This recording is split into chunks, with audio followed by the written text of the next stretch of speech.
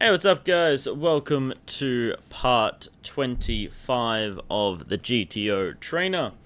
Once again, all the things aside from raising first in. So, first hand here, under the gun, +1, very tight, strong range, opens, we're in +2, with ace-5 offsuit, standard snap fold. Very, very tight, strong range from under the gun +1. Ace-5 going to be out-kicked in a lot of situations. Not suited, so we don't have any of that equity to rely on. So just a very snap fold. No implied odds able to make up for what we consider to be probably a decent equity deficit based on the pot odds. If you want to talk about it mathematically. So next hand, open from the hijack, we're in the small blind with Queen 10. I can definitely see a call here if we were suited. However, I'm leaning towards a fold, given that we got the big blind behind. We're going to be acting out of position. We're going to be put in. This is one of those hands where it feels like it's strong, but in reality it really isn't. Can lead to losing a big pot, especially out of position, so I'm going to lean towards a fold. I'll be interested to see if we're calling. Hang on, why is it giving me that type of look? So Queen 10, yeah, so standard snap folds. Queen 10 suited is a raise. Makes sense to me. The suited adding far more equity than the offsuit variation. Next hand, low jack opens. We're in the big blind with pocket nines. I would lean towards, so I can either hear a raise, I can also hear a call. The reasons for a raise is we can isolate a stronger range, meaning we can utilize our implied odds to hopefully win a bigger pot should we hit our hand, and should they completely miss the flop or the flop comes in our big blind favor, and considering like very straighty or very connected board, rather no ace highs, no king highs, as in king high boards, ace high boards. So I can definitely hear a raise in terms of we can start to utilize that. We can also be calling here, just kind of take a flop. Don't overbloat a pot that we're going to be playing heads up out of position. We've already isolated to a heads up situation, so we don't need to get anyone out of this pot. We're happy for it to stay heads up. We're definitely not folding, so I can definitely hear either a call or a raise. I reckon it will probably be in a 50-50 type of range, but I'm going to lean towards, because we're they're a little bit early in position, so definitely later on, probably a raise to try and you really need to narrow down a little bit, because like for example with the cutoff or the buttons opening, it's going to be decently wide, so we definitely want to narrow that down a little bit. But the low jack still has a decently narrow opening range, so we don't really need to narrow it down too much. And then the same with, especially if we're talking early positions, so any of the under the guns, we definitely don't need to be raising here, because they've already got enough of a narrow range that we already kind of can work based off that pretty well. I will probably lean towards a call, try to keep the pot nice and low, avoid playing a big pot out of position, heads up, when we've already isolated a decent, already isolated a heads up pitch situation, and also low jack's got a narrow enough range to the point where we don't need to narrow it down to kind of scrape off those edge hands that we won't be able to see, and avoid playing against too much of a wide range. So board comes king 7-4, two spades. We definitely have a lot of 7x here, for example, but the king high board definitely favors the low jack's range, so we're going to check and flow, just kind of see what they want to do. They stab for about half pot. We're going to call. No need to fold here, no need to raise, no need to isolate a range that we're going to be playing very poorly against, no need to isolate a king x. Just kind of call, keep their range nice and wide, keep in a lot of their bluffs. Once again, it's going to be way too thin to go for value, so we're going to check again, just kind of playing a check call, check call, check call. Double paired board now. What's it called? Once again, I reckon way too thin for value, so we're going to check again, running that check call line, get a check back from an ace high. Fantastically played hand. So yeah, calling 100% of the time. I'm guessing the theory there, if we have a look here, pretty much calling with everything, only really raising a little bit. I'm guessing just to balance out our 3 bets from the big blind there. But I'm guessing the main reason is exactly what I was talking about before. We're already heads up. We're out of position, so we want to avoid playing a big pot. Remember, out of position defense, in position offense. So we want to avoid playing a big pot. We want to avoid bloating the pot. We want to avoid overplaying our hand while we're out of position. So standing call there, and then check. King high board definitely favors a low jack's range, and then they stab as they should, bet half pot. And 100% a call there pretty much. Definitely no need to raise in my opinion. That's just going to be isolating a range that you're going to be playing terribly up against, and then you know for 100% that you're behind. We check again. We could do a little small sizing, but I don't really think that achieves much as well. Where pretty much this is a little bit too thin to go for value. Like, what are we trying to get value from? 8s down, like 8s and 6s pretty much. Maybe a flush draw. Ace high is probably folding. Queen high is definitely folding. 7's beating us, so there's just not whole lot there that we're beating that will call. Even that really small, what's that, 1/5 sizing, even that sizing. So they check it back. Once again, way too thin to go for value. Check, planning to check, pretty much planning to check call again. If they even went for that 6.5, even if they went for a 14.5, I've pretty much already gone, okay, I don't really think you've got a good hand here. I don't think you have a king X. You probably would have continued barreling on the turn. So I was pretty much prepared to call anything off there, but then they check it back. Moving on to the next hand, under the gun +1 opens. We're in the big blind with 3 deuce suited. I think that's just a little bit too low to call, even though we like these suited connectors from the big blind. I reckon that's just a little bit too low. Okay, it's a call. Fair enough, fair enough. Well, these are the exact type of hands you like to defend from the big blind. Suited connectors. Okay, yes, okay. I thought 3 deuce was just like a little bit low, but I guess not. We're even in there with 4 deuce, so what do I know? We also, it's only 1 big blind. Yeah, that should have been an easy call. That's very poor from me. Very, very poor from me. So yeah, should have 100% been a call. Fantastic. 2 connectors, fantastic thing to do, especially up against under the gun tight range. You know you're not going to be outkicked. You can happily throw away your pair of 3s or your pair of 2s. And you're mostly there to win that big pot when you hit and they also hit. But like, let's say it's an ace high board with 2 3s, you win a really big pot. Implied odds make up for any disparity in any deficit in equity. So fantastic hands to be played. A lot of post flop potential as well. Next hand, we open under the gun with pocket 10s, facing a cutoff 3-bet. Going to be a very, very strong range here from the cutoff when they're 3-betting a very strong under the gun range. I reckon a raise here is just going to isolate an even stronger range. We're also already heads up, and because they're 3-betting us from the under the gun, we know that they've already got a narrowed range, so we don't have to narrow their range either. So I'm going to elect to call here. Flop comes 9 and 2 deuces for rainbow. So very dry, static board, very disconnected, doesn't favor either of our ranges here. So we're going to cut. Someone's going for motorbike. So we're going to kind of check and flow, see what they're doing, kind of playing that check call type of thing. They go just under a pot size bet, about 3/4. We're going to call. King rolls off, that favors their cutoff range. We could still have some King X here, but not as strong as them. They still have your Ace King suited. They still have Kings. We could still have some Ace King off here at some frequency, but not a whole lot. But I reckon we kind of stick with our same check calling. Way too thin to go for value.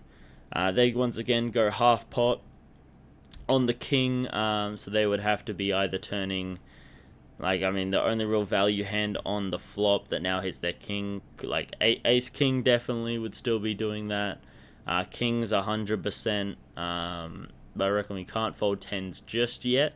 Definitely want to see them fire the 4th bullet. No need to raise either. Raising doesn't really achieve anything. Just going to be on too much of... But stacked... Oh, I didn't really even consider the stacked to pot ratio. So now we're just under 1. So we're kind of incentivized to call off pretty much anything here. So we're just going to check. Hope for a check back. They go all in. I reckon we do have to call here. Given how much... Like, what?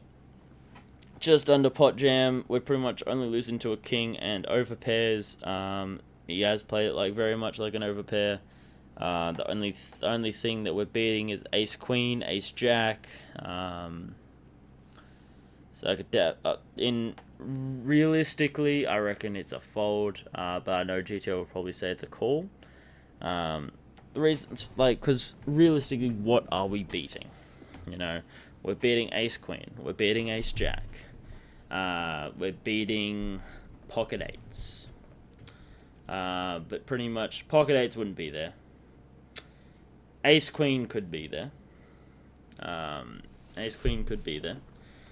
Ace jack could be there potentially, but that would be a very, very aggressive. So personally I say fold, but personally I believe that GTO will say call. The one time! Oh, for God's sake. The one time I'm like, oh, let me see if I can get a good GTO score by doing what I think GTO would do. Then they've decided, oh, we'll fold now.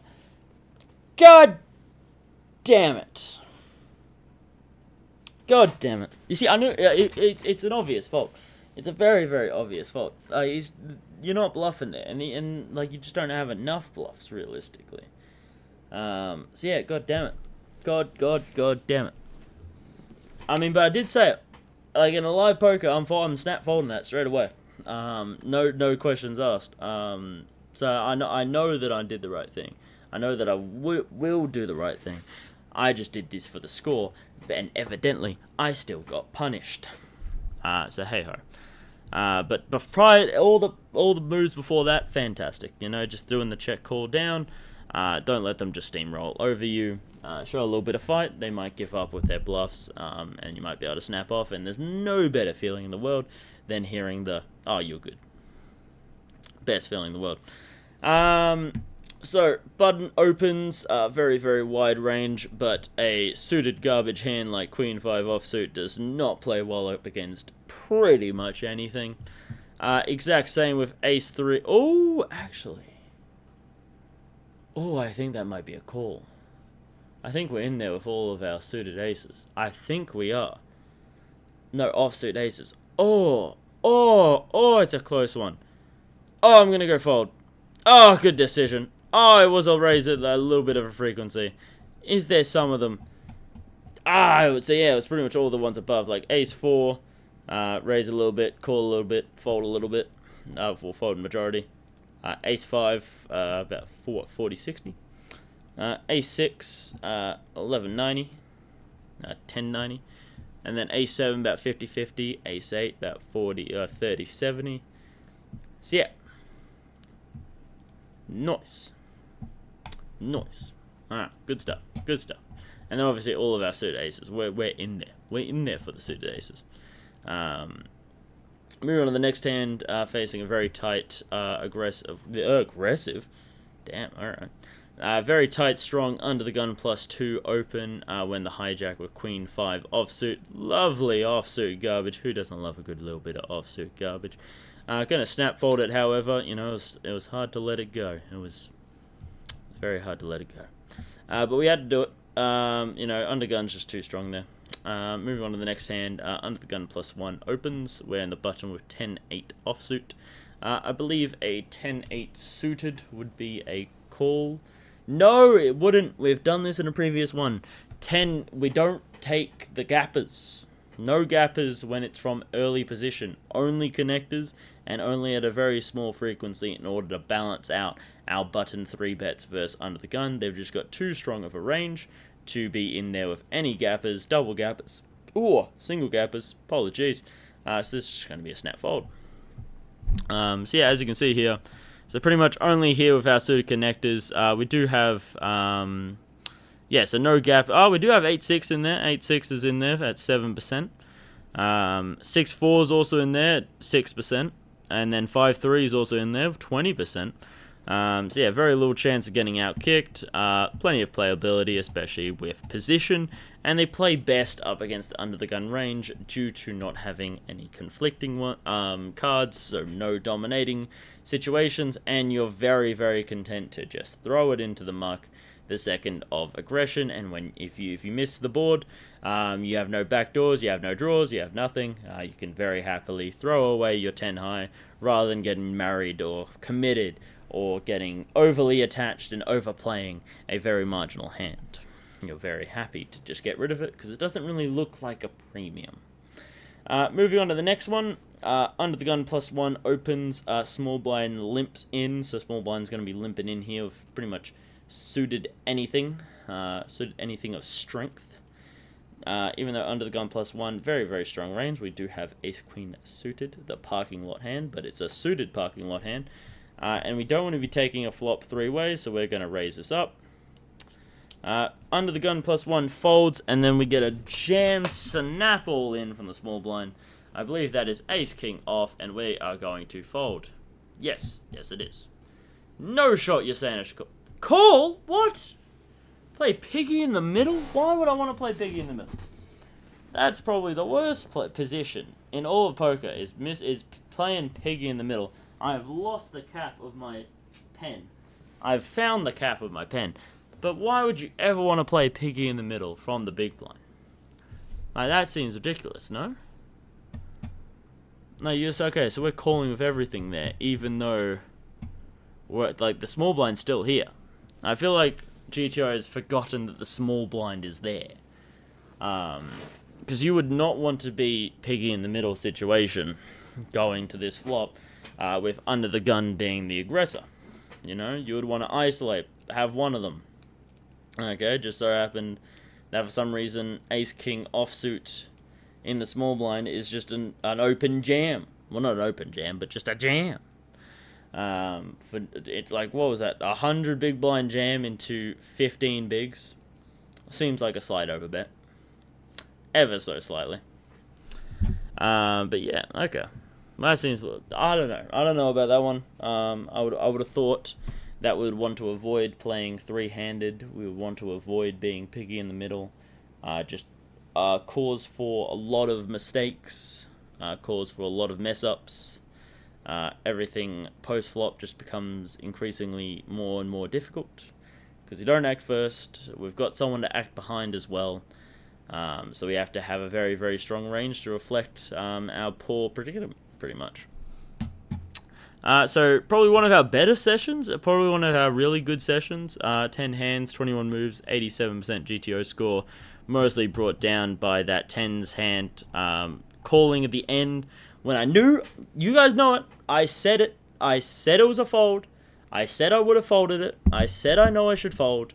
I said I know for a fact I would fold if this was live, real poker. I know I would fold. And that's probably brought down the score a lot. We probably could have gone into the 90s, which we haven't had a 90 in a while, I'm pretty certain. I think we've been sitting around that like mid to high 70s for a lot of episodes here in a row. But no, really good session. Especially happy with how he played with the 10s hand prior to the river. And then pretty much happy with every hand. Should have been calling with the 3 deuce. From the big blind defending the under the gun, plays really well up against it, and then evidently should be limping in. I personally don't agree with that. Also really happy with the 9s hand as well. Just got pretty much going all the way, then playing a check call all the way down. So really happy with how we played today. Yeah, good day. Hope you guys learned something. Enjoy the rest of your day. Have a good one. Take care, and play well, guys.